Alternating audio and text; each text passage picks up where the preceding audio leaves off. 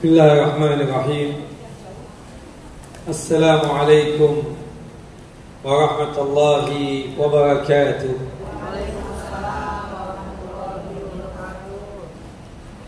Alhamdulillah alladzi bi ni'matihi tatimmu as-salihat, wa usalli wa usallim ala nabiyil karim Muhammad bin Abdullah wa ala alihi wa sahbihi wa man tabi'ahu ila yaumiddin, wa ba'd. Wa bisakhli sadri wa yassir li amri wahlul 'uqdatam min lisani yafqahu qawli. Allahumma anfa'na bima 'allamtana wa 'allimna ma yanfa'una wa zidna 'ilma. Allahumma inna na'udzu bika min zawali ni'matika wa fuj'ati niqmatika wa tahawuli 'afiyatika wa jami'i sakhatika.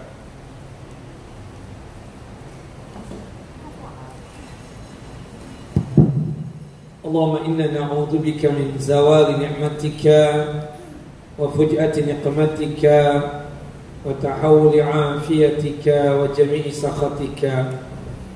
Allahumma inna na'udzu bika min jahdil bala wa daraki syaqa wa su'il qada wa syamatatil a'da. Allahumma inna na'udzu bika min 'adzabi jahannam wa min 'adzabil qabr wa min fitnatil mahya wal mamat wa min syarri fitnatil masiihid dajjal. Ikhwani wa akhawati fid din, a'azani wa a'azakumullah. Bapak dan Ibu yang dimuliakan oleh Allah Jalla wa Ala, Majlis Ta'lim At-Tahirah yang sedalam lindungan dan penjagaan Allah Jalla wa Ala, melanjutkan kajian kita, pembacaan kitab Tauhid, kitab yang disusun oleh Al-Hafidh Al-Allamah Al-Muhaddis Al-Faqih Muhammad bin Abdul Wahhab At-Tamimi rahimahullah rahmatan wasi'ah, yang dimana kita masuk pada bab yang ke-9, babu man tabarraqa bi syajaratin aw hajarin wa nahwihima. Bab tentang orang yang ngalap berkah dari pepohonan, bebatuan atau yang sejenisnya. Pada bab yang ke-9 ini, Asy-Syaikh rahimahullah rahmatan wasi'ah itu membawakan satu firman Allah Jalla wa Ala dalam surah An-Najm ayat 19 sampai ayat 23. Kemudian membawakan hadis sahih, hadis yang dikeluarkan oleh Al-Imam At-Tirmidzi rahimahullah rahmatan wasi'ah. Jika kita berbicara tentang bab yang ke-9 ini, keberkahan memanglah sesuatu yang dicintai oleh kita semua, dan pastinya kita mencari-cari keberkahan tersebut. Oleh karenanya Islam telah mengatur poin penting ini, agar seseorang yang mencari, atau bahasa kerennya ngalap berkah, tidak terjerumus ke dalam maksiat dan ke dalam dosa. Sebagian orang berlebih-lebihan, bahkan melampaui batas dalam mencari keberkahan tersebut. Bahkan mereka itu berani menabrak koridor yang telah dibuat oleh syariat terkait permasalahan ini, sehingga mereka terjerumus dalam praktek-praktek kesyirikan. Bahkan syiriknya itu sampai syirik besar. Kenapa mereka begitu? Lantaran kejahilan mereka, lantaran ketidakpahaman mereka, dan lantaran kebodohan mereka. Oleh karenanya, Bapak dan Ibu yang dimuliakan oleh Allah Jalla wa Ala, penting sekali untuk kita semua mengetahui bagaimana sih cara mencari keberkahan yang sesuai dengan syariat, sesuai dengan tuntunan Allah dan Rasulnya, sesuai dengan ajaran Al-Quran dan Sunnah Nabi SAW as-sahihah, serta cara yang merupakan ya, kebid'ahan bahkan syirik kita tinggalkan. Ya. Artinya kita berusaha mencari keberkahan sesuai dengan ajaran Allah dan Rasulnya, dan kita berusaha untuk meninggalkan segala keberkahan-keberkahan yang berkaitan dengan cara yang salah, yang dimana cara mereka mencari keberkahan dari jalur kebid'ahan atau jalur kesyirikan. Waliyadzubillah. Nah, ini yang ingin menjadi poin kita berkaitan dengan masalah apa? Keberkahan. Karena kalau kita melihat gejala ya yang ada pada masyarakat, yang dimana ini satu fenomena yang sangat menyayat hati kita, sangat menyakitkan kalbu kita, adalah merebaknya praktek-praktek mencari keberkahan yang tidak disyariatkan ya di berbagai penjuru negeri kaum muslimin. Bahkan banyak di antaranya yang sudah dianggap sebagai tradisi karena kebiasaannya mereka melakukan hal itu. Bahkan di antara mereka menganggap itu sebagai salah satu bentuk peribadatan yang dicintai oleh Allah Jalla wa'ala. Dan itu kita saksikan di sekitar kita. Ratusan kuburan ya dijadikan tempat untuk mencari keberkahan, bukan begitu? Nah, dan itu jelas kesyirikan. Sampai-sampai masyarakat muslim rela bersafar jauh demi mendatangi kuburan-kuburan tersebut, untuk berdiam di sisi kuburan tersebut, mengusap-usap batu nisannya, mengusap-usap kuburan tersebut untuk mencari keberkahan, dan mengambil sebagian tanah dari kuburan tersebut sebagai obat, sebagai cara mujarab untuk menyembuhkan penyakit, sebagai cara untuk mendapatkan rizki, kenikmatan, untuk sebagai cara untuk memperoleh keberhasilan dan lainnya. Banyak kaum muslimin meyakini bahwa berdoa, sholat, serta membaca Al-Quran di kuburan lebih berkah, bahkan dianggap sebagai sesuatu yang afdal, dianggap sebagai sesuatu yang utama, pahala besar dan seterusnya. Sehingga mereka membangun kubah di atas kuburan tersebut, bahkan membangun bangunan yang tinggi di atas kuburan-kuburan tersebut. Untuk apa? Memfasilitasi aktivitas ngalap berkah tadi. Untuk apa? Memfasilitasi aktivitas ngalap atau cari berkah tadi. Hal ini tentu amat berbahaya dan bisa jadi ya menjerumuskan sebagian mereka apa? Ke dalam kesyirikan. Bukan bisa jadi, sudah terjadi. Kesyirikan itu apa? Terjadi kepada mereka. Hingga akhirnya permintaan dan doa mereka bukan lagi tertuju kepada Allah Jalla wa'ala, tetapi kepada apa? Kepada mayit-mayit yang ada di dalam kuburan tersebut, kepada mayit-mayit yang menjadi penghuni kuburan tersebut. Wallahu a'lam. Maka oleh sebab itu penting kira kita memahami apa disebut dengan al-barakah atau keberkahan tersebut. Nah,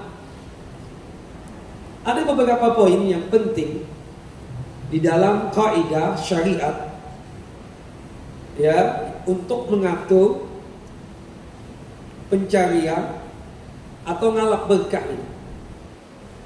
Kita berusaha untuk memahami kaidah-kaidah syariat, pedoman-pedoman syariat yang mengatur aktivitas ngalap berkah.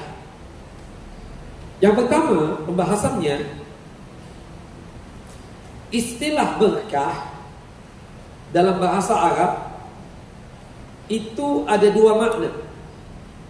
Istilah berkah dalam bahasa Arab itu ada berapa? Dua makna.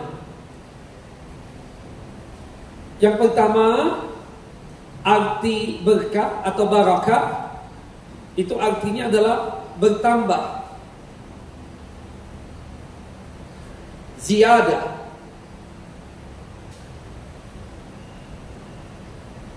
Dan arti yang kedua, menetap. Artinya apa yang kedua? Menetap. Kalau kita misalnya mengatakan begini dalam bahasa Arab, Barakal ba'iru. Artinya apa? Onta tersebut atau onta itu menetap di suatu tempat. Atau bahasa yang lainnya menderung. Menderung tahu ya? Menempati suatu tempat. Nah, itu dalam arti bahasa. Arti yang kedua, ya, bertambah. Seperti kita mengartikan kolam, bahasa Arabnya apa? Al-birkah, birkatun. Ya. Kenapa kok kolam dalam bahasa Arab diartikan birkatun? Karena airnya menetap di tempat tersebut. Karena airnya apa? Menetap di tempat tersebut. Maka dikatakanlah kolam dalam bahasa Arab apa? Birkatun. Jadi Bapak dan Ibu yang dimuliakan oleh Allah Jalla wa'ala, bisa dikatakan arti berkah atau keberkahan adalah satu, kelenggangan, atau arti secara umum berkah atau keberkahan adalah kelanggengan serta tambahan demi tambahan, kelenggangan, serta tambahan demi tambahan atas satu kebaikan. Kelenggangan serta tambahan demi tambahan atas satu kebaikan.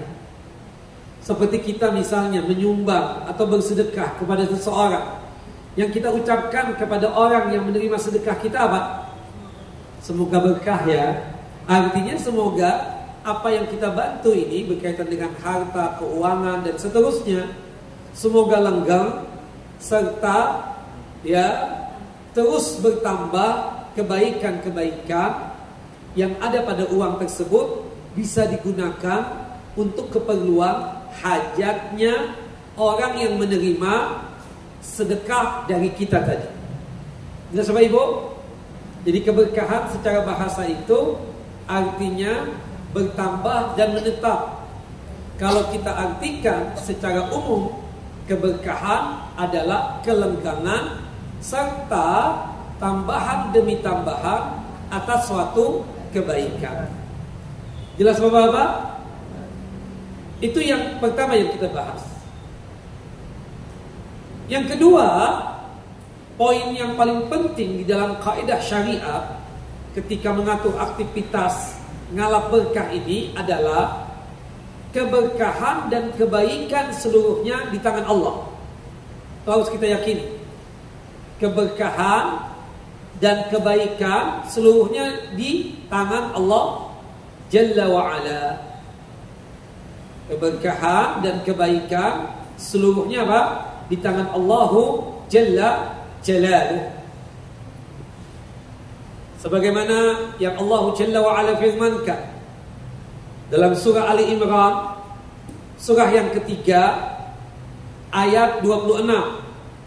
Surah Ali Imran, surah yang ketiga, ayat 26. Allah Jalla wa'ala berfirman, biyadikal khairu innaka ala kulli syai'in qadir. Di tangan engkaulah ya Allah segala kebaikan tersebut. Sesungguhnya engkau ya Allah maha kuasa atas segala sesuatunya. Biyadikal khairu innaka ala kulli syai'in qadir. Al-Imam At-Tabari ketika menjelaskan ayat ini, surah Ali Imran ayat 26, maksudnya kata beliau, semua kebaikan itu adanya di tangan Allah Jalla wa'ala. Dan semua kebaikan tersebut akan kembali kepada Allah Jalla wa'ala. Tidak seorang pun yang sanggup untuk menguasai kebaikan tersebut. Semua kebaikan adanya di mana? Tangan Allah. Artinya semua keberkahan itu ada di tangan Allah. Dan semua kebaikan dan keberkahan itu akan kembali kepada Allah Jalla wa'ala. Dan tidak seorang pun yang sanggup untuk menguasai keberkahan dan kebaikan tersebut. Kenapa? Karena Allah Al-Qadir, Allah yang maha kuasa atas segala sesuatu, bukan makhluk. Siapapun makhluknya, ya, bukan pula apa yang dijadikan sembahan dan Tuhan oleh kaum musyrikin. Makhluk tidak sanggup, sembahan yang disembah oleh kaum musyrikin juga apa? Tidak memiliki keberkahan, tidak sanggup untuk menguasai keberkahan, baik dari kalangan ahlul kitab ataupun dari kalangan musyrikin pada umumnya. Ya, tidak bisa memberikan apa? Keberkahan. Artinya apa? Yang sanggup untuk memberikan keberkahan. Keberkahan itu dan kebaikan itu seluruhnya ada di tangan siapa? Allah Jalla wa Ala. Nah, di antara kebaikan adalah kenikmatan. Di antara kebaikan adalah apa? Kenikmatan. Dan terlalu banyak dalil yang menunjukkan bahwa seluruh kebaikan itu ada di tangan Allah Jalla wa Ala. Disebutkan juga dalam surah An-Nahl, surah yang ke-16 ayat 53.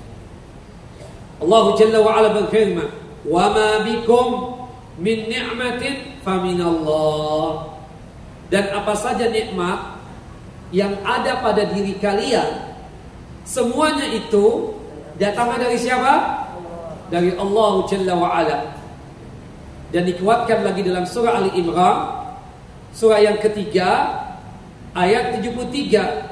Qul innal fadla biyadillahi yu'tihi man yasha wallahu wasi'un alim. Sesungguhnya nikmat dan karunia itu ada di tangan Allah Jalla wa Ala. Allah memberikan karunia-Nya kepada siapapun yang dikehendaki oleh Allah. Dan Allah Jalla wa Ala maha luas karunia-Nya, lagi maha mengetahui. Jadi kesimpulannya, ibu-ibu yang dimuliakan oleh Allah Jalla wa Ala dan juga bapak-bapak, jika seluruh kebaikan, kenikmatan, karunia dan anugerah baik di dunia ataupun di akhirat kelak adalah milik dan kuasanya siapa?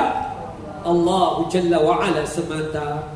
Maka seluruh keberkahan, lenggangnya satu kenikmatan, bertambahnya satu kebaikan juga, yang menentukan itu siapa?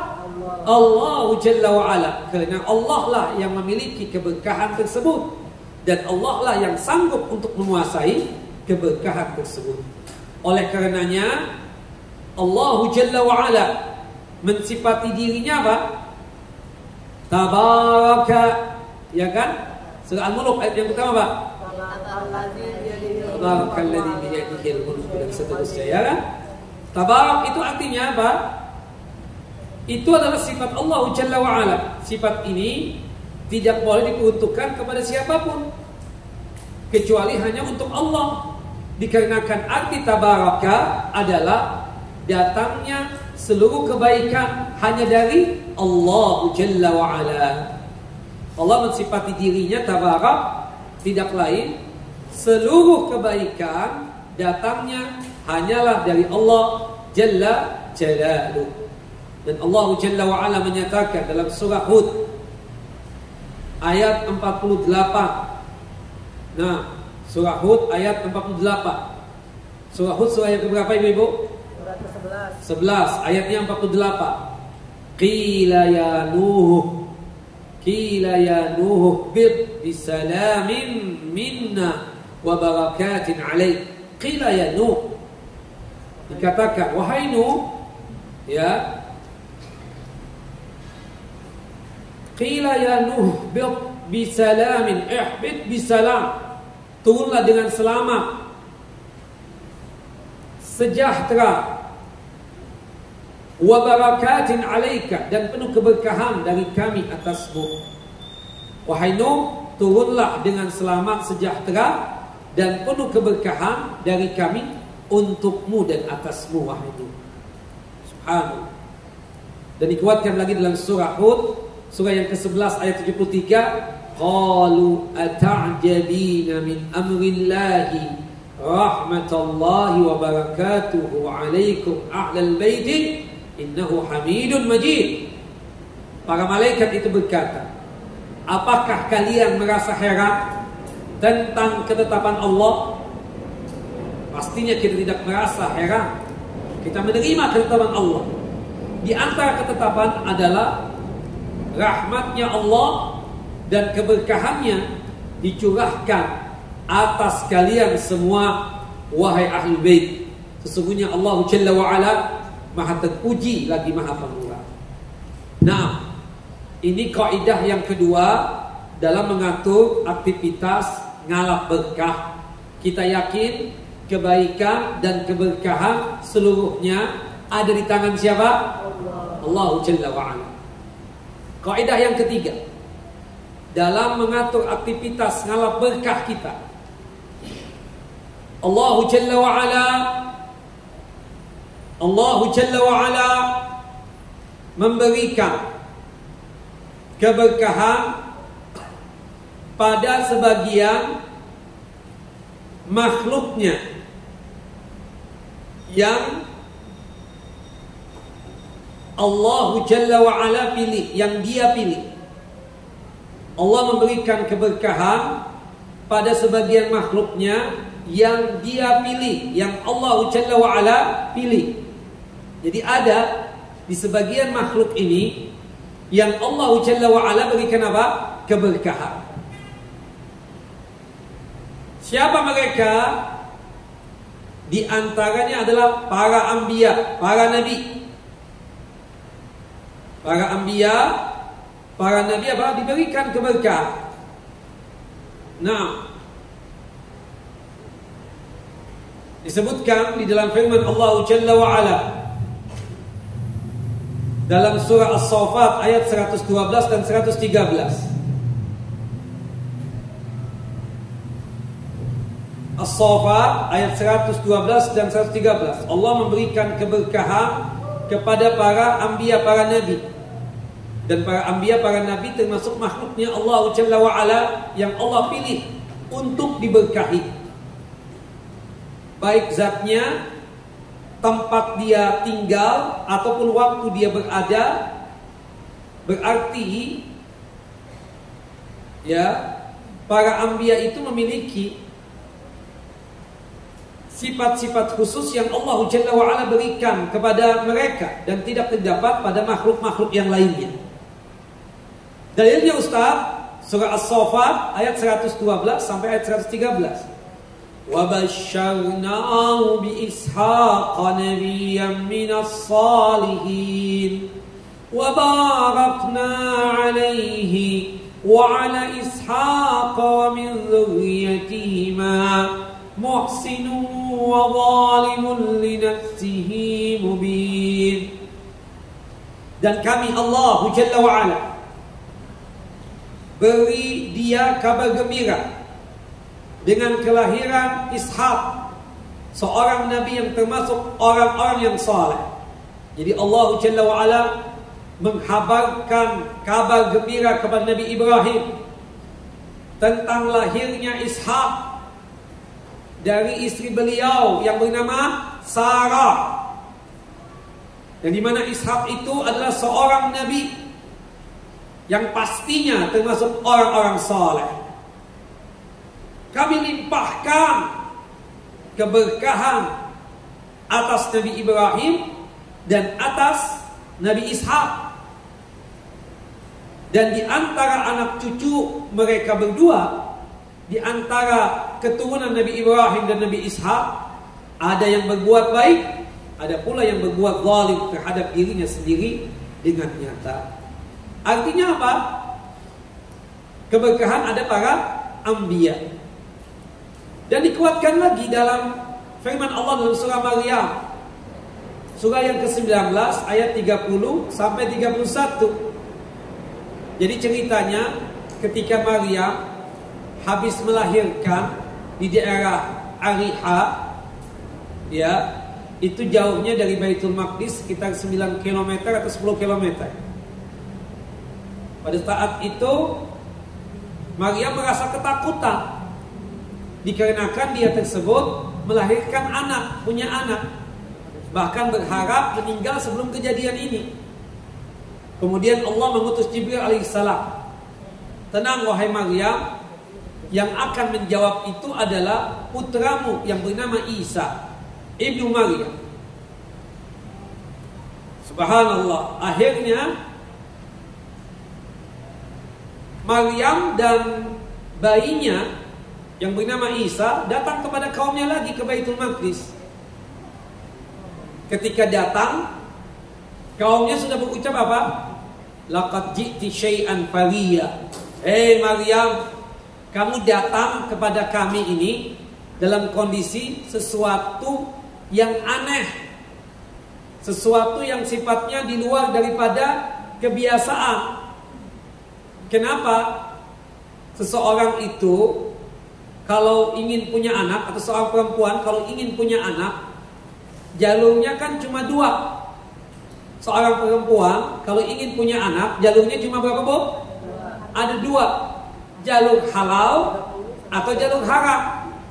Jalur halal menikah, jalur haram apa? Berzina. Maryam dua-duanya tidak. Maryam tidak pernah menikah, dan juga Maryam tidak pernah apa? Berzina. Kemudian terucaplah ucapan yang na'udzubillah, tuduhan-tuduhan kepada Maryam. Maryam bawa anak, mana ayahnya? Suami kamu mana? Ya, Maryam tidak menjawab. Kamu kan punya saudara, maksudnya saudara daripada ayahnya yang bernama Imran. Ya, itu orang baik. Ayah kamu bukan orang jahat. Ibu kamu kan bukan pelacur, bukan syarmutah. Kenapa kamu begini? Fa'asyarat ilaihi. Maryam menunjuk kepada Nabi Isa. Kalian ingin tahu? Tanya kepada Nabi Isa alaihissalam. Kata mereka, ya Maryam, gimana kami mengajak bicara anakmu ini? Dia kan masih di buaya. Fa'asyarat ilaihi. Maryam menunjuk lagi. Kalian ingin tahu? Tanya kepada bayi ini. Akhirnya mereka bertanya, siapa kamu? Dijawablah oleh Nabi Isa alaihissalam di waktu masih di buaya, masih bayi. Ucapan yang pertama kali yang diucapkan oleh Nabi Isa alaihissalam pada saat ditanya tersebut ketika masih bayi, masih di buaya, apa? Qala inni abdullah. Aku ini apa? Hamba Allah. Bantahan kepada siapa? Kepada siapa? Orang siapa secara khusus? Nasrani. Karena kaum Nasrani itu punya keyakinan terhadap Nabi Isa alaihissalam, keyakinan yang sesat, menganggap Nabi Isa alaihissalam sebagai Tuhan itu sendiri. Yang kedua, keyakinan Nasrani yang sesat, menganggap Nabi Isa alaihissalam sebagai putra Tuhan. Ya. Yang ketiga, menganggap Nabi Isa alaihissalam sebagai salisus salasa, trinitas.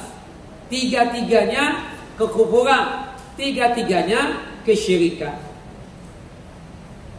Qala inni abdullahi ataniyal kitaba wa ja'alani nabiyya. Aku akan diberikan kitab. Kitab apa Nabi Isa? Injil. Dan aku kelak akan menjadi nabi. Bantahan kepada siapa? Kepada siapa? Enggak, salah. Yang pertama Yahudi.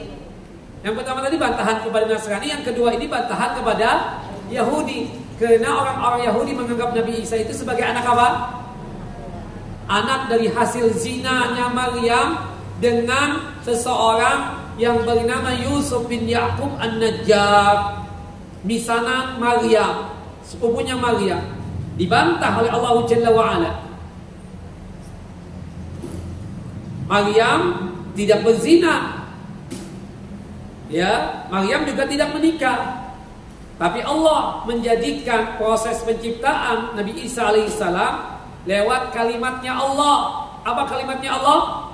Kun fayakun. Kun fayakun. Jadi maka jadilah Nabi Isa alaihissalam. Nah, kemudian di ujungnya apa? Wa ja'alani mubarakan aynama kuntu. Dan aku dijadikan oleh Allah Jalla wa Ala, ya, ada keberkahan. Allah Jalla wa Ala menjadikan aku sebagai seseorang yang diberkahi dimanapun aku berada. Dan itu seluruh anbiya sunnah. Subhanallah, ibu-ibu dan bapak-bapak. Madinah, kota suci Madinah, nama dulunya apa?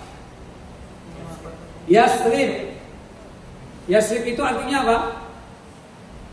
Berbagai macam khilaf ulama, ya. Salah satunya Yasrib itu adalah penyakit menular yang ada pada saat itu. Ada sebagian ulama mengatakan begitu.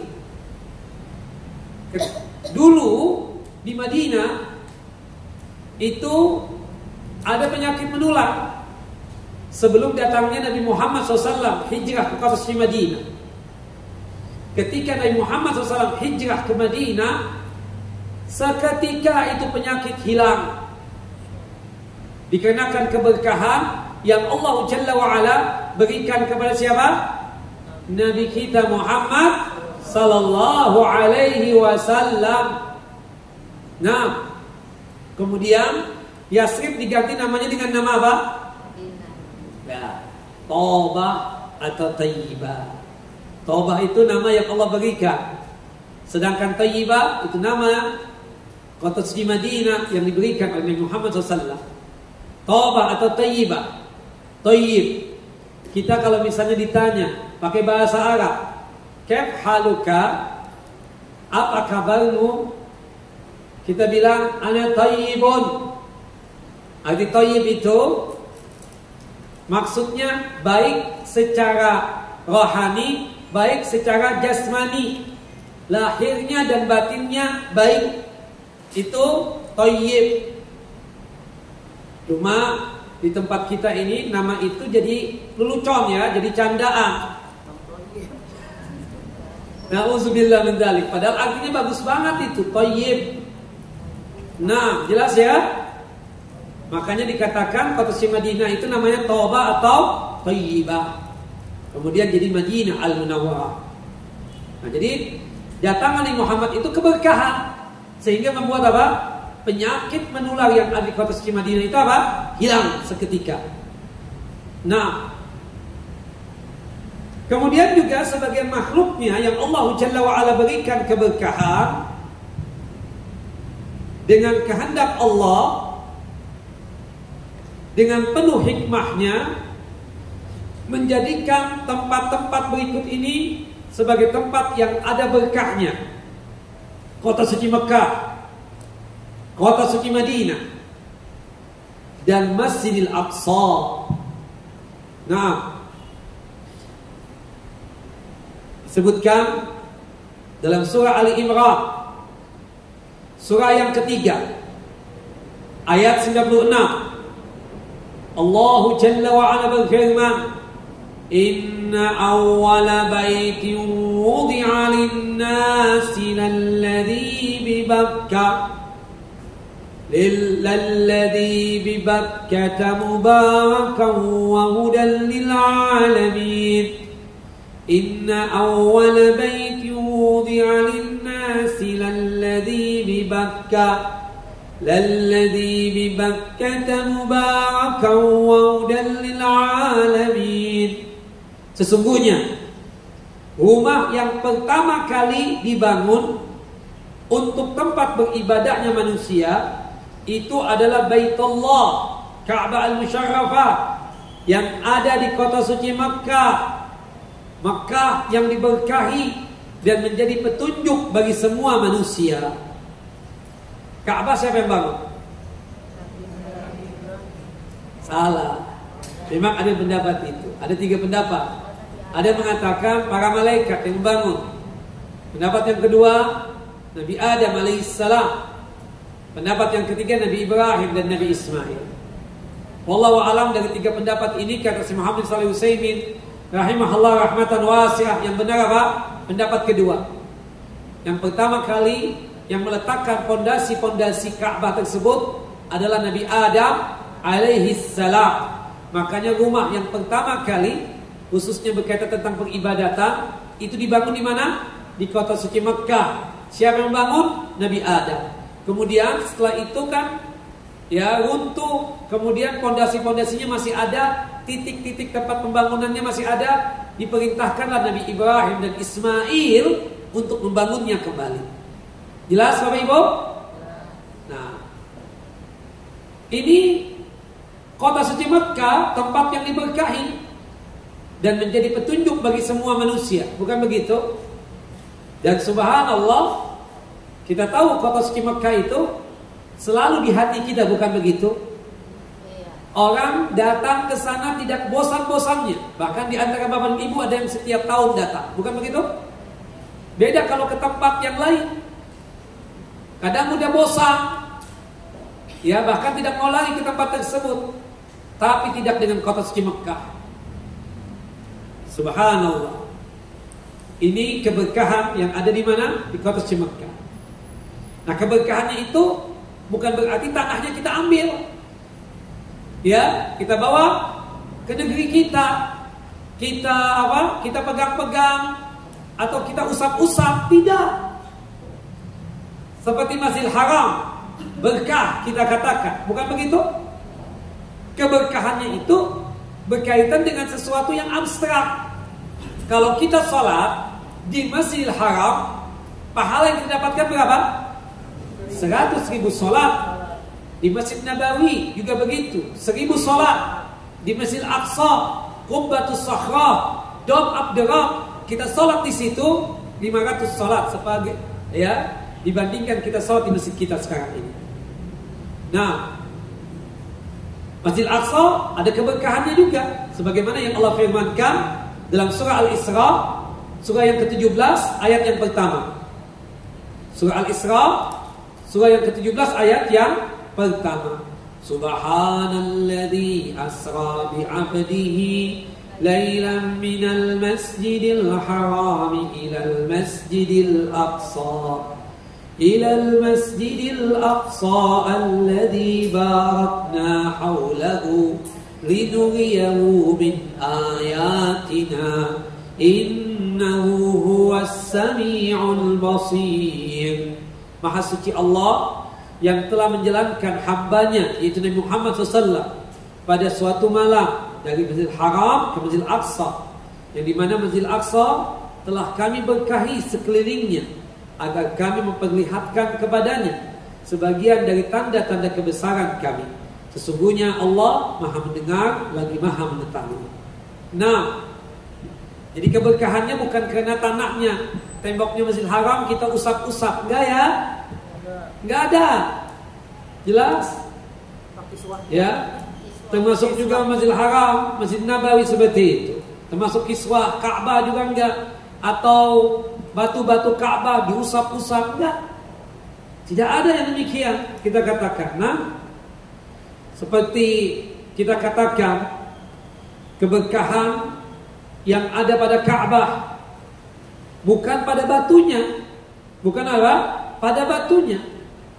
Ya, disebutkan kalau kita mencium Hajar Aswad, memegangnya atau melambaikan tangan dari jauh, itu dosa kita diampuni oleh Allah Jalla wa'ala. Itulah keberkahannya, bukan karena keberkahan batunya. Makanya Umar bin Khattab pernah berkata kepada Hajar Aswad ketika mau menciumnya, kata Umar bin Khattab, inni a'lamu annaka hajar. Sesungguhnya aku sangat tahu betul kamu ini cuma batu. La tadur wa la tanfa. Kamu Hajar Aswad gak bisa mencelakakan, gak bisa ngasih manfaat. Walaula anni ra'aitu an-nabiyya sallallahu alaihi wasallam yuqabbiluka ma qabaltu. Ya, seandainya aku tidak pernah melihat Nabi Muhammad sallallahu alaihi wasallam menciummu, maka aku tidak akan menciummu. Subhanallah. Bahkan kita tahu orang-orang musyrikin dahulu itu kan kalau melihat ada batu dari bagian Ka'bah tersebut hancur, mereka ganti dengan batu bata yang baru. Mereka ganti dengan batu yang baru. Jadi menunjukkan batu-batu tersebut ya tidak ada keberkahannya. Batu-batu Ka'bah yang sudah lama dan usang diganti dengan batu-batu yang baru. Jadi keberkahan pada Hajar Aswad dapat diraih dengan menciumnya sebagai bentuk apa? Ittiba kepada Rasulullah. Apa ittiba itu? Mengikuti ajaran Rasulullah sallallahu alaihi wasallam. Karena Rasulullah yang mencium ketika tawaf ya kita ikut cium. Ketika Rasulullah memegang ya ikut pegang. Ketika Rasulullah melambaikan tangan ya ikut melambaikan, kan seperti itu. Wallahu a'lam bissawab. Nah, jadi salah apa yang diyakini oleh sebagian orang ya. Jadi sangat salah yang diyakini oleh sebagian orang bahwa siapa yang telah mencium Hajar Aswad seakan-akan keberkahan batu itu mengalir kepadanya. Ini sangat salah. Hati-hati ya. Baik. Nah itu kan sebagian ya, kota suci Makkah, suci Madinah, Ka'bahnya, termasuk Aqsa-ul Aqsa. Begitu pula Allah Jalla wa'ala memberikan keberkahan berkaitan dengan waktu. Seperti sekarang ini, bulan apa? Rajab. Bulan Rajab. Bulan apa bulan Rajab ini? Bulan haram. Bulan haram, bulan suci. Bulan suci ada berapa ibu-ibu? Dapat hadiah? 4. Gak jadi udah. Nah,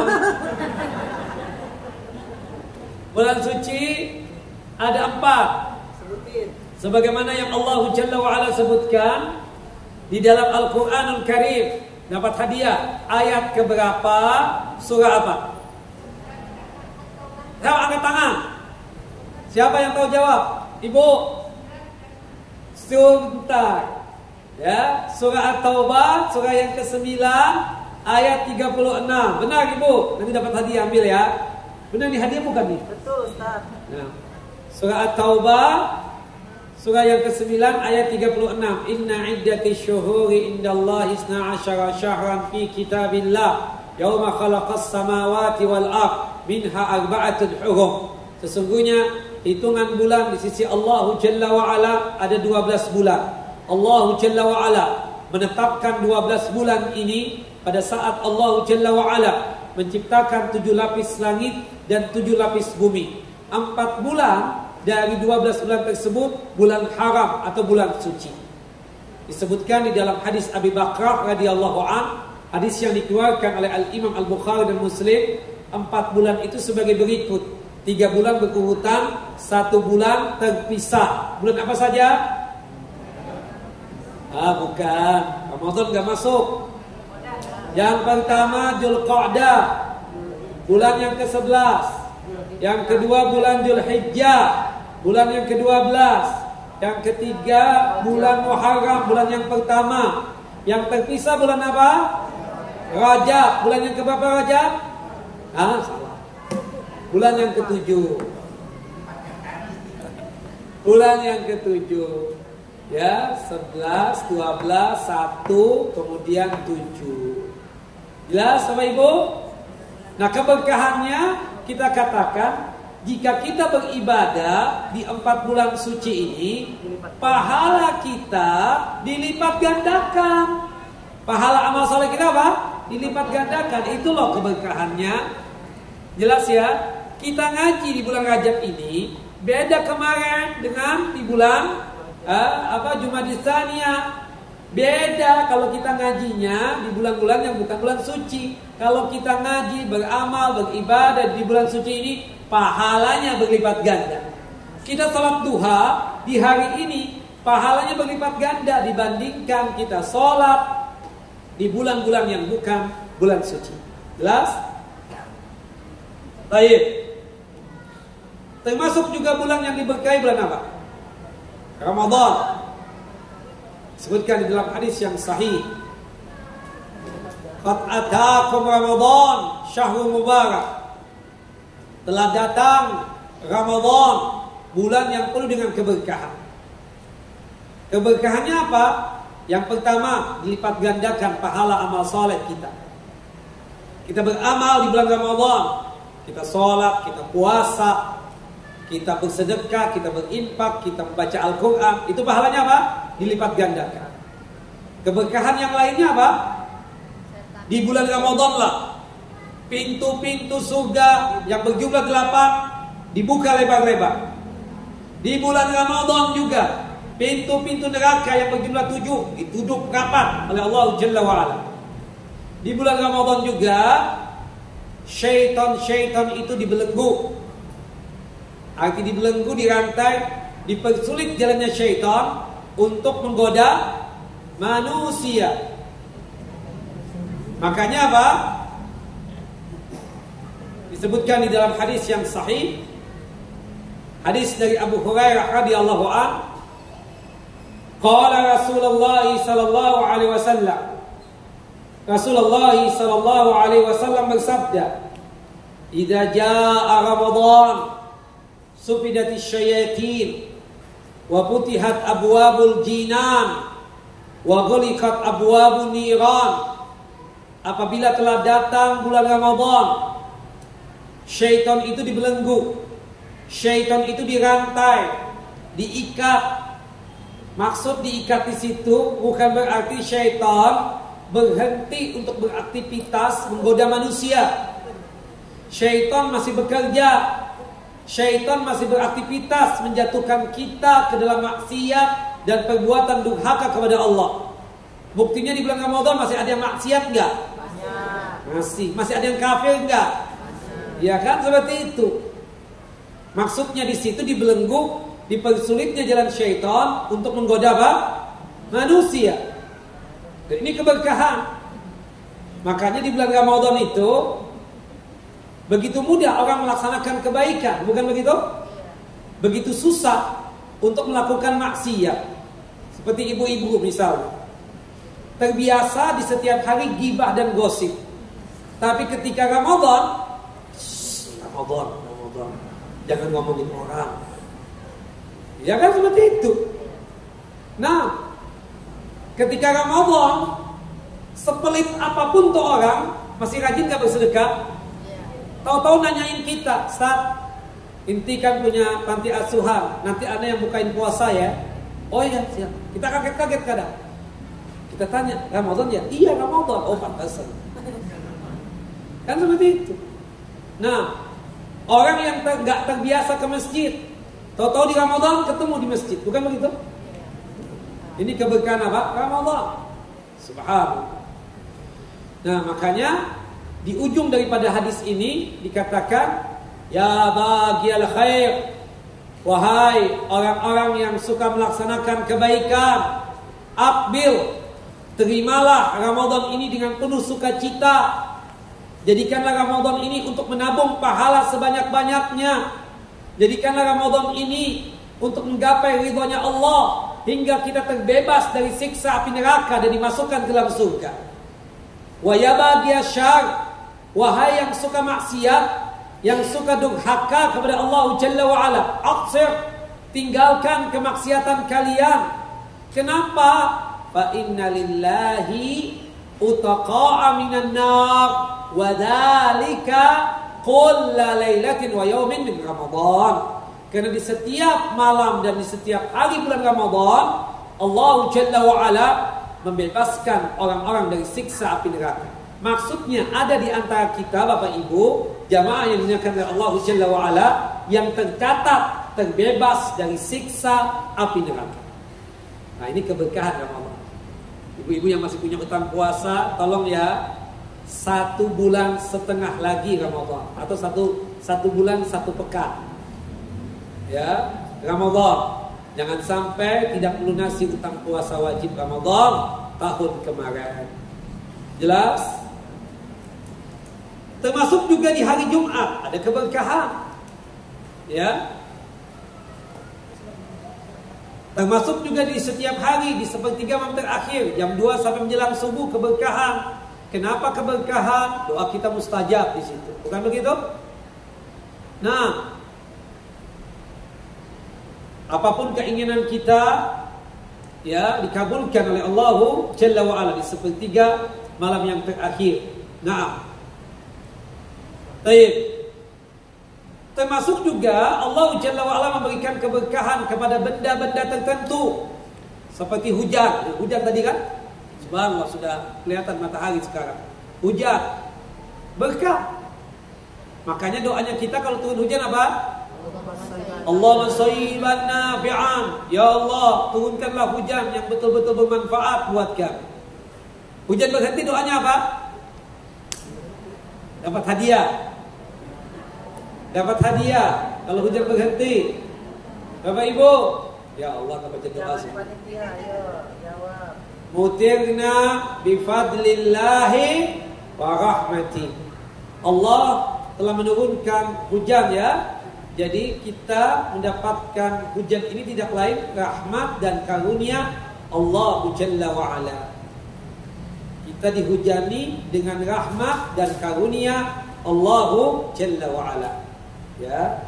Nah, kemudian makan di waktu sahur apapun makanannya.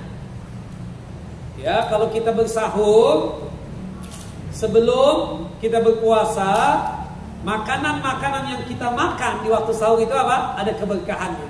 Makanya kata Nabi kita Muhammad SAW apa? Di dalam hadis yang sahih, tasahharu fa inna fis sahuri barakah. Ya, bersahurlah kalian. Sesungguhnya di dalam sahur itu ada apa? Keberkahan. Ya. Subhanallah. Bersahur ya Bapak Ibu, jangan enggak bersahur. Kenapa kita harus bersahur itu? Supaya kita mendapatkan keberkahannya. Keberkahannya itu apa?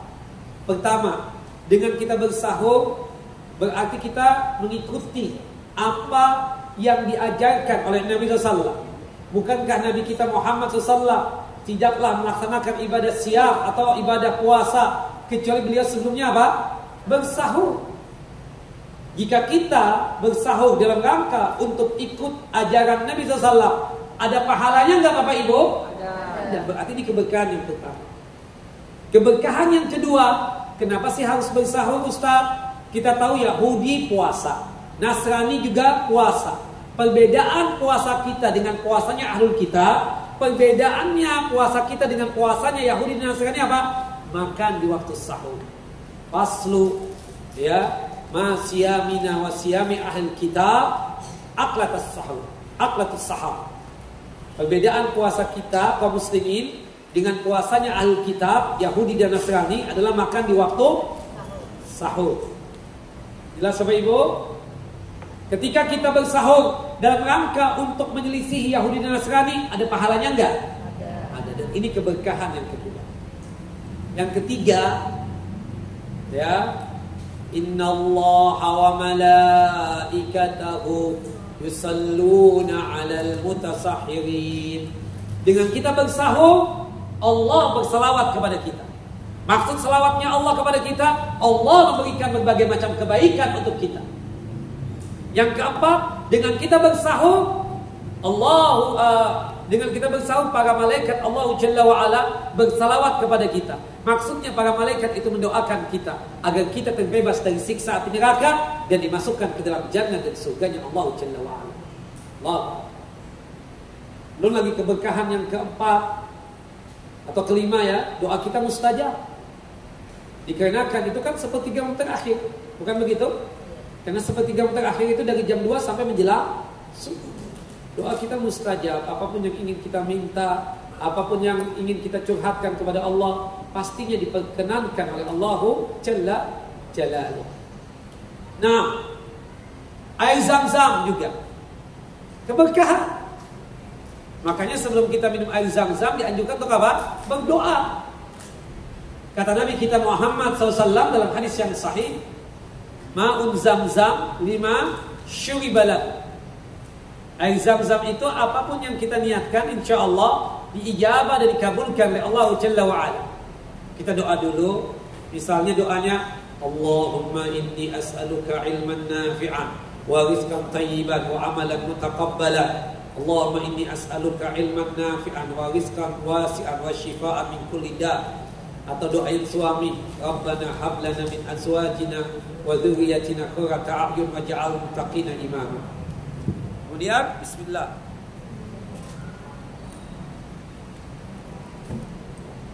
Ya, insyaallah mustajab doa kita. Kalau ini air Zam-Zam. Ya, ini bukan air Zam-Zam jelas. Air Zam-Zam itu diberkahi oleh Allah Jalla wa'ala. Betapa banyaknya orang yang sembuh dikarenakan minum apa? Air Zam-Zam. Allah yang menyembuhkan lewat air Zam-Zam itu. Menunjukkan air Zam-Zam itu diberkahi oleh siapa? Oleh Allah Jalla wa'ala. Termasuk kurma ajwa. Syekh Abdul Aziz bin Baz mengatakan seluruh kurma, tidak mesti kurma ajwa. Kurma itu kan jenisnya banyak Bapak Ibu. Ada sekitar 90 macam jenis kurma, lebih bahkan. Ada kurma ajwa, ambar, majul, majdul, sofai, safari, sukari, ya apalagi khalas, ya dan macam-macamnya. Ibu lebih hafal daripada saya. Nah, masalah macam-macam kurma itu. Kalau kita makan 7 butir sehari, insya-Allah tidak terkena sihir, tidak terkena guna-guna dan gangguan-gangguan. Kan seperti itu yang disabdakan oleh Nabi kita Muhammad sallallahu alaihi wasallam. Termasuk juga pohon zaitun dan buah zaitun. Wattini wazzaitun. Ya kan? Bahkan Allah bersumpah dengan buah zaitun dan buah tin. Kata Allah dalam surah Qaf ayat 9, "Wa nazzalna minas samaa'i ma'an mubarakan fa'ambatna bihi jannatin wa habbal hasid." Dan kami turunkan dari langit air yang banyak manfaatnya, hujan, ada keberkahan.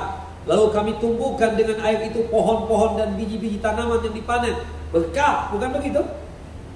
Nah, dalam surah An-Nur ayat 35, surah An-Nur surah keberapa? Surah An-Nur surah keberapa? 24. Ya, surah ke-24 ayat 35 disebutkan di sini yang dikasihkan keberkahan zaitun, zaitunah, ya, disebutkan diberkahi oleh Allah Jalla wa Ala, ya, min syajaratin mubarakatin zaitunatin la syarqiyatin wala gharbiyatin yakadu zaituha yudhi'u walau lam tamsashu nar. Ya, disebutkan pohon zaitun yang tumbuh tidak, ya, pohon zaitun yang tumbuh baik di sebelah timur dan baik di sebelah barat, yang minyaknya saja hampir-hampir menerangi walaupun tidak disentuh oleh api. Subhanallah, berkah. Nah, surah An-Nur surah ke-24 ayat 35. Termasuk juga yang diberkahi, ya, berkaitan tentang tadi apa? Kurma. Dalam hadis sahih Rasulullah mengatakan apa? Man tasabbaha kulla yawmin sab'ata maratin ajwata lam yadurruhu fi dhalika al-yawmi summun wala sihhun. Barang siapa yang di setiap paginya sebelum makan yang lainnya memakan 7 butir kurma, ya, kurma ajwa disebutkan dalam hadis ini. Kata Syekh Abdul Aziz bin Baz, kurma apapun boleh, monggo. Kalau kita nggak ketemu kurma ajwa nggak apa-apa. Maka pada hari itu tidak akan ada racun dan sihir yang dapat mencelakakannya. Naam, wallahu a'lam. Termasuk tadi air Zam-Zam, innaha mubarakatun, innaha ta'amu tu'min. Sesungguhnya air Zam-Zam itu mengandung keberkahan dan sesungguhnya air Zam-Zam itu mengenyangkan. Allahu akbar. Baik, nanti bulan depan sambung lagi ya. Ngalap berkah bagian kedua. Jadi sudah kita dapat poin 3 ya.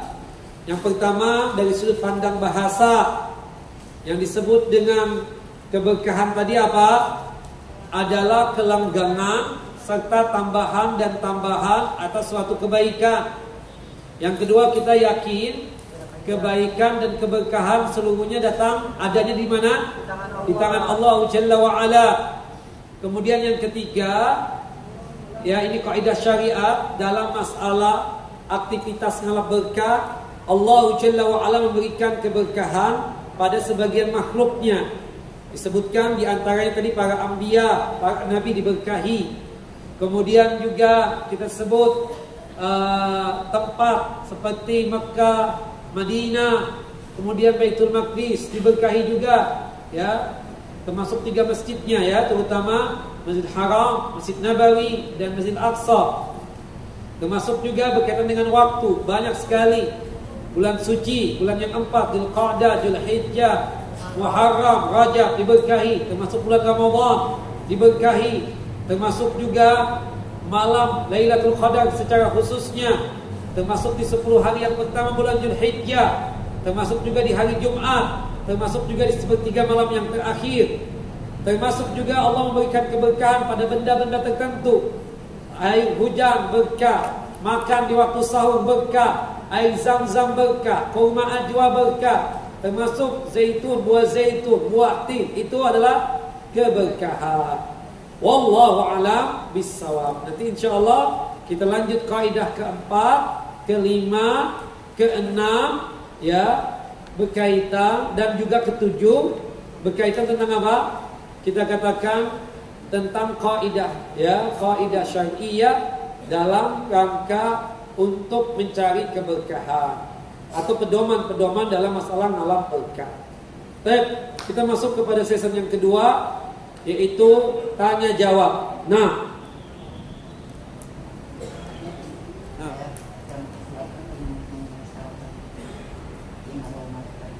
itu hadis Nabi SAW.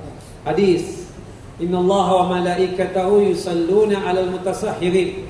Sesungguhnya Allah dan para malaikatnya bersalawat kepada orang yang bersahur. Itu hadis Nabi sallallahu alaihi wasallam. Nah, Ustaz, saya sering mengalami kesulitan.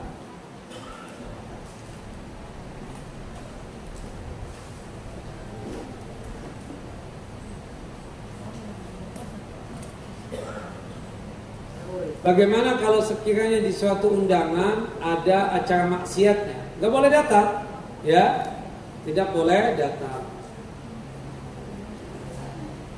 Ustaz mau tanya, bagaimana cara mengingatkan teman apa ini yang mencari berkah ke kuburan para wali? Ya kita ingatkan itu haram, itu syirik, ya. Tidak boleh. Kalau kita ingin minta keberkahan kepada siapa?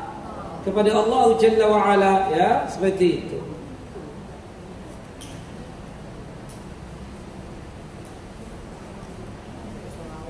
Bagaimana caranya agar suami bisa ngaji? Ya, seperti kajian kita ini, ya, kita ajak suami untuk ikut ngaji juga, ya, sekaligus juga minta pertolongan kepada Allah. Kita doakan agar suami dapat apa? Dapat hidayah, hingga beliau juga bisa apa? Ngaji sebagaimana kita. Di daerah kami, Ustaz, kebiasaan kalau mau menyapih anak harus minta air kepada Pak Ustaz agar tidak rewel. Apakah itu perbuatan syirik? Ya, nggak ada aturannya, ya kan? Minta air itu kita katakan, ya, minta air itu untuk apa? Dan ini dikait-kaitkan menyapih anak itu kan, subhanallah, kita katakan sesuatu yang sangat gampang. Menyapih itu kan supaya dia berhenti, itu kan, menyusu kan, tinggal dipisahkannya sehari 2 hari deh.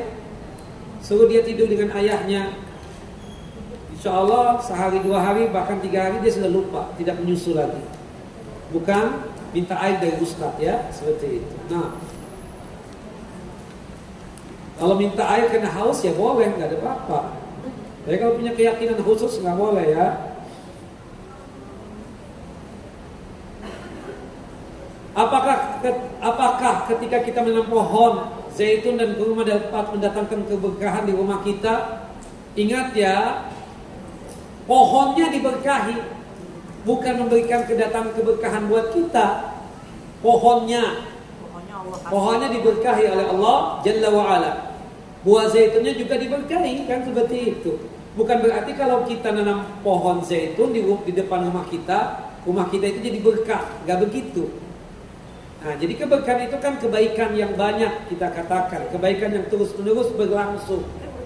Ya, salah satunya kan nanti kita akan menjelaskan ada keberkahan yang sifatnya abstrak yang tidak terlihat seperti pahala, ada juga yang sifatnya tersebut bisa terlihat dan bisa dipegang, ya kan, seperti pohon kurma, seperti buah kurma, ya, terutama kurma ajwa, pohon zaitun dan buah zaitun, kan seperti itu. Jadi pohonnya, ya, bukan berarti kalau misalnya supaya berkah kita tanam pohon ini, nggak begitu juga kali ya. Wallahu a'lam bishawab. Nah, Kalau pohon bidara Ustaz? daun bidara yaitu sebagai alat untuk apa kan? Ruqyah. Sebagai alat untuk ruqyah. Wallahu a'lam bishawab. Ustaz, apakah warisan setelah orang tua meninggal harus dibagikan? Ya dong. Langsung. Ya. Ya artinya secepat mungkin. Ditunda-tunda kenapa alasannya? Ya. Kita katakan tidak seperti itu, apalagi sudah pada besar-besar anaknya. Yang dimana anak-anak itu membutuhkan warisan dari siapa? Dari abahnya tadi. Jangan ditunda-tunda. Ya, kecuali ada alasan yang syar'i kenapa dia sampai menunda pembagian warisan tadi. Wallahu a'lam bishawab.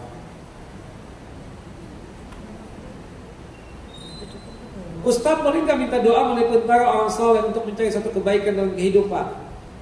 Kalau orang-orang solehnya masih hidup, boleh. Ustadznya masih hidup, kiainya masih hidup, syekhnya masih hidup. Bisa jadi ya, bapak ibu lebih soleh daripada saya. Saya minta doa, boleh, itu boleh ya. Itu disebut dengan tawasul dengan doanya orang soleh yang masih hidup. Yang tidak boleh itu kalau dia sudah meninggal dunia. Kalau dia sudah meninggal dunia itu tidak boleh, itu syirik jadinya. Jadi minta doa kepada orang yang soleh agar didoakan oleh mereka ketika mereka tersebut masih hidup, nggak apa-apa. Jelas ya, ibu-ibu dan bapak-bapak juga. Nah, Allahu a'lam bishawab. Yang tidak boleh itu kita katakan datang ke kuburan orang soleh minta doa dari dia. Hada haram. Itu tawasul yang haram dan itu syirik besar. Jelas? Jelas ibu-ibu? Nah, itu yang kita katakan berkaitan tentang masalah doa. Tapi sebagus-bagusnya dalam berdoa itu sendiri kita katakan. Kalau ustadz yang masih hidup itu disuruh untuk berdoa atau kita minta doa dari dia, yang dapat pahala sih ustadznya. Yang dapat pahala siapa? Ustadznya. Hendaknya kita tersebut apa? Kita sendiri yang berdoa. Wallahu a'lam bishawab. Jelas Bapak Ibu?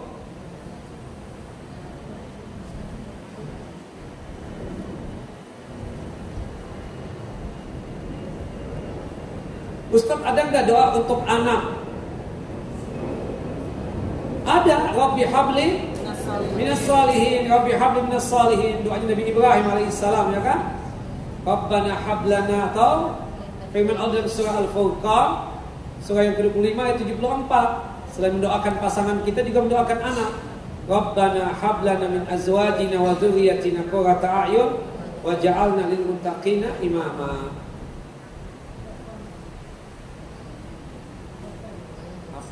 Munggahan itu apa? Biasanya itu kalau di masyarakat kita tuh kayak Hah? Satu apa? Sebelum puasa 1 hari, sebelum bulan puasa. Munggahan mau puasa apa termasuk? Ramadan. Padahal kan dilarang oleh Nabi 1 hari atau 2 hari sebelum Ramadan tidak boleh kita mengkhususkan puasa untuk membedakan antara Sya'ban dengan Ramadan. Ya, artinya jangan sampai kita mendahului, kecuali kalau kita terbiasa puasa sunnah. Misalnya puasa Nabi Daud alaihissalam, tidak mengapa. Kemudian kecuali kalau kita punya utang puasa wajib, gak apa, puasa 2 hari sebelum Ramadan. Tapi kalau kita ada keyakinan yang macam-macam tadi, nggak boleh. Ya, seperti itu tidak dibolehkan. Namanya munggahan. Jadi sehari sebelum Ramadan ya. Ya nggak ada, nggak boleh ya, seperti itu. Tidak boleh, bahkan kita disuruh 2 hari sebelum Ramadan itu untuk apa? Tidak berpuasa lagi. Kecuali kalau kita masih punya utang puasa wajib, kecuali kalau kita terbiasa puasa sunnah. Wallahu a'lam bishawab. Kadang mandi bareng-bareng. Itu juga nggak boleh ya. Mandi Nah, tidak masing-masing boleh. aja. Mandi masing-masing.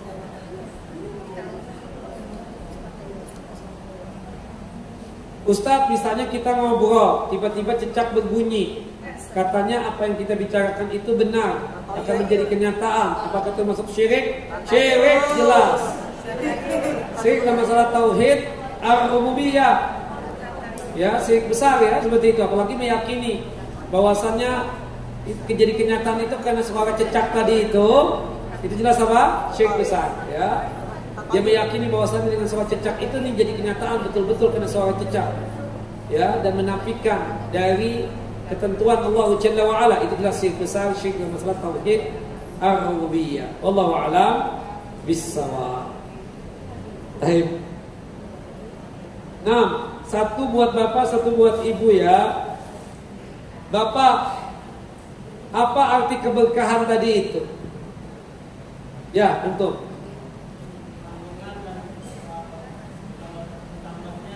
kelanggengan serta bertambah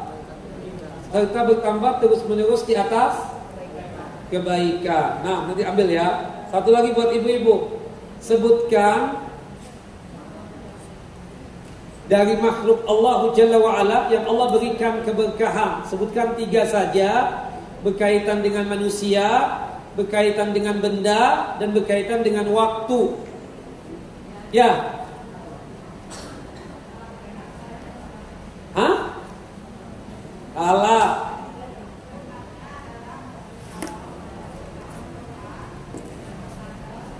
Ya. Keberkahan berkaitan dengan manusia, para anbiya, para nabi. Keberkahan berkaitan tentang waktu, ya, sepertiga terakhir, bulan Ramadan, bulan suci yang 4, ya kan? Seperti itu, keberkahan. Baik. Benda apa? Banyak. Air Zam-Zam, ya, hujan, kurma ajwa, dan seterusnya. Wallahu a'lam bishawab. Ini nanti hadiahnya ambil ya. Wallahu a'lamu bishawab. Baik Bapak dan Ibu yang dimuliakan oleh Allah Jalla wa Ala. Cukup ya? Masa jam berapa? Saya terlambat tadi masalahnya. Saya masih capek, pulang safar. Cukup berarti. Baik, barakallahu fikum. Semoga Bapak dan Ibu selalu dalam lindungan Allah Jalla Jalaluhu, selalu sehat walafiat, dimudahkan dalam masalah rezeki dan nikmat, dipanjangkan umur di dalam ketaatan kepada Allah Jalla wa Ala, selalu terhindar dari musibah dan malapetaka, dijauhkan dari kesusahan dan kesulitan, dan semoga Allah Jalla wa Ala selalu memberikan hidayahnya dan petunjuknya untuk kita semua, sehingga kita mudah untuk menjalankan ketaatan kepada Allah Jalla Jalaluhu. Amin ya rabbal alamin. Walafu minkum, maaf lahir batin. Wa sallallahu Nabi Muhammad wa ala ali Muhammad kama sallaita ala Ibrahim wa ala ali Ibrahim innaka Hamidul Majid. Allahumma barik ala Muhammad wa ala ali Muhammad kama barakta ala Ibrahim wa ala ali Ibrahim innaka Hamidul Majid. Kita tutup kajian kita dengan masing-masing kita membaca doa kafaratul majlis. Subhanakallahumma wa bihamdika asyhadu an la ilaha illa anta astaghfiruka wa atubu ilaik. Assalamualaikum warahmatullahi wabarakatuh.